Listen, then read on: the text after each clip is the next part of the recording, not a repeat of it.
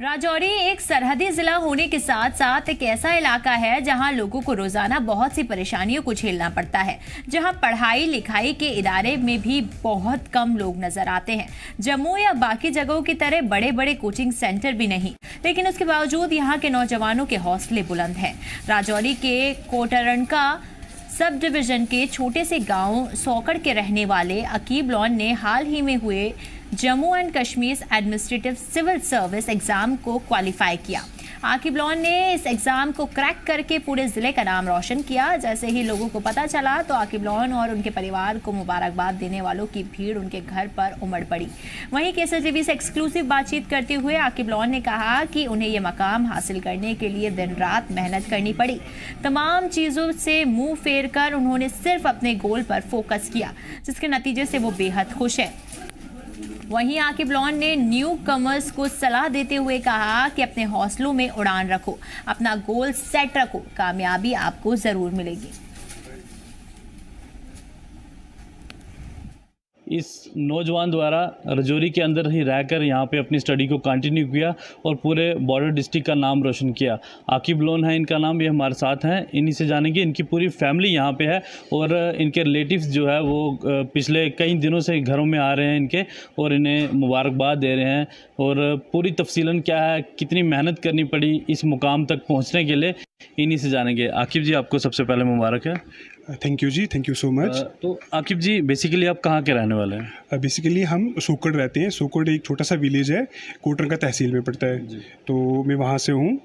तो ये जो मेरी जर्नी है ये मतलब ग्रेजुएशन के बाद मैंने इसके लिए प्रिपरेशन करना शुरू किया और सब्सिक्वेंटली मैंने अपना मास्टर्स लवली प्रोफेशनल यूनिवर्सिटी से कंप्लीट किया। आई एम आल्सो एमफिल मैंने जम्मू यूनिवर्सिटी से किया। देन उसके बाद मैंने साइड बाय साइड प्रिपरेशन करता रहा और finally this is my third attempt. और 2 बार पहले मैं इंटरव्यू से ड्रॉप हो गया था और ये इस तीसरे अटैम्प्ट में मैंने क्वालिफाई किया। आकिब जी, किसी और प्रोफेशन में भी आप जा सकते थे, लेकिन आपने इस प्रोफेशन में ही आने के लिए क्यों सोचा?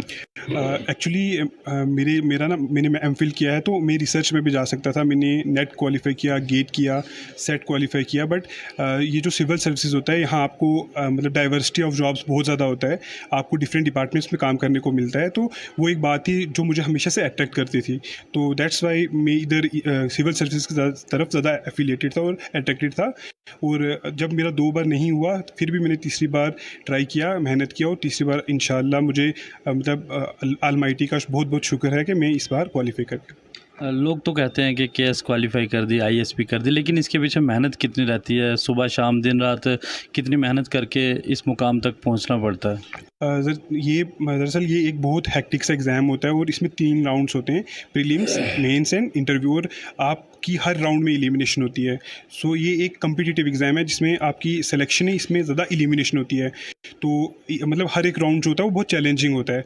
तो मतलब ये जो है आपको हर एक राउंड के लिए अलग से मेहनत करनी पड़ती है। आपका प्रीलिम्स में अलग से पढ़ना पड़ता है, मेंस में अलग से पढ़ना पड़ता है, इंटरव्यू की जो प्रिपरेशन है वो और डिफरेंट होती है। तो चैलेंजिंग तो होता है, बट अगर आपने कुछ पाना है या किस चीज़ के लिए एस्पायर कर रहे हो तो फिर वो आप उस चैलेंज को पूरा करने के लिए मेहनत करते हो। तो मैंने भी की, तो इंशाल्लाह अलमाइटी की मतलब हेल्प से और उनकी ब्लेसिंग से मैंने कर लिया। तो आकिब लोन के फादर भी हमारे साथ हैं, इनसे भी जानेंगे कि इस मुकाम तक पहुंचाने के लिए कितनी मेहनत करनी पड़ी। इनके सर आपको मुबारकबाद है केसरटीवी की तरफ से। अल्लाह का शुक्र है कि मेरा लड़का केएस अफसर बन चुका है। तो जिस तरह से इन्होंने बताया कि पुलिस डिपार्टमेंट से रिटायर हैं तो काफ़ी कम समय आप इन्हें दे पाते थे, लेकिन फिर भी आपने मेहनत की, पुलिस डिपार्टमेंट में रह के आपने पुलिस डिपार्टमेंट में रह के लोगों को भी सर्व किया।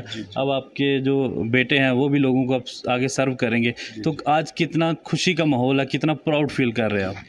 प्राउड की बात करूं कि ये कोई छोटी बात नहीं है कि एक सिपाही से लेकर एक एएसआई के रैंक में रिटायर होने वाले का बच्चा पुलिस का जो केएस अफसर बनता है, ये मामूली बात नहीं। एक तो मैं पुलिस डिपार्टमेंट के तमाम ऑफिसरों को, तमाम मुलाजमों को मुबारकबाद देता हूँ कि वो भी अपने बच्चों को अच्छी तरबियत दी और ताकि पुलिस डिपार्टमेंट का जो सर है वो ऊंचा हो। दूसरी बात कि जब ये मेरा बच्चा पैदा नहीं हुआ था तो इससे पहले एक मेरे बच्चे की डेथ हो गई थी।